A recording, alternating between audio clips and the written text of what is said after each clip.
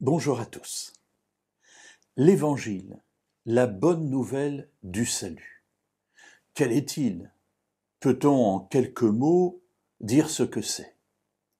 L'apôtre Paul un jour s'adresse à une communauté, celle des Corinthiens, et il leur adresse une parole que je trouve intéressante dans ce contexte.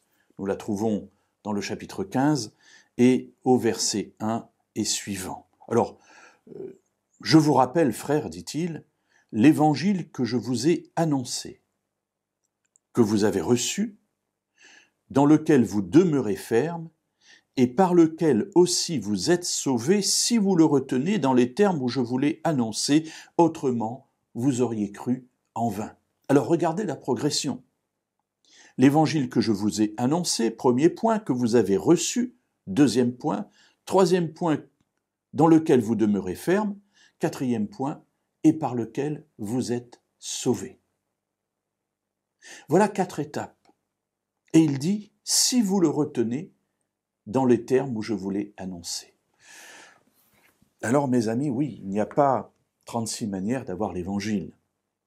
L'apôtre Paul nous dit ici, il y a une manière, il y a un message. Bien sûr qu'il va se développer dans de multiples, sous-dossiers, sous-idées, mais l'idée principale, le message principal, c'est l'évangile, il n'y en a qu'un. Si vous l'avez reçu et que vous le retenez dans des termes différents, vous passez à côté.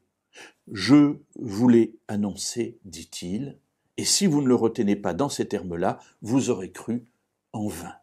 Et c'est pour ça que je pense qu'il est intéressant, pendant quelques instants, de se dire, mais qu'est-ce que l'évangile? Qu'est-ce que cette bonne nouvelle du salut de Jésus? Évangile, c'est ce que ça signifie. C'est un mot grec qui signifie bonne nouvelle. Alors, quelle est cette bonne nouvelle? Parce qu'il est important de savoir si on croit dans le bon évangile ou si nous ne sommes pas juste à côté dans un message qui y ressemble, mais qui ne serait pas celui transmis par la Bible. Eh bien, nous le verrons dans les 2 méditations qui suivent, dans la suite de ce récit d'1 Corinthiens 15.